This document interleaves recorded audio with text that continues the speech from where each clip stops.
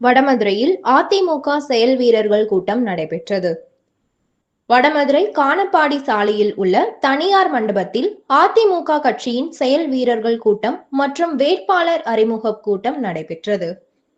இதில் அதிமுக இளைஞர் மற்றும் இளம் பெண்கள் பாசறை மாநில செயலாளரும் வேடசந்தூர் சட்டமன்ற தொகுதி வேட்பாளருமான VPB பரமசிவம், மாவட்ட MGR மன்ற செயலாளரும் முன்னாள் MLA-வுமான பழனிசாமி சிறப்புரையாற்றினர்.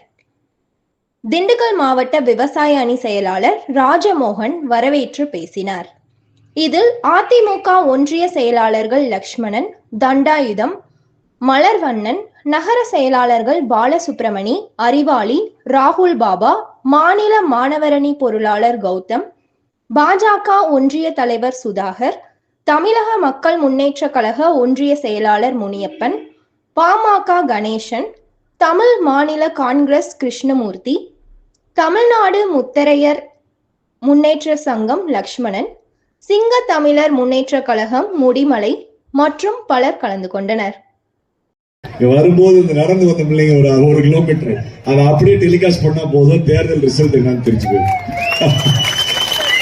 இது விளையாட்டு இல்ல, புரட்சி தலைவருக்கும் என் சகோதரிகள் வைத்திருக்கிற அன்பும் தான் காரணம். அண்ணன் சொன்னாங்க, பணமா குணமா அப்படின்னாங்க.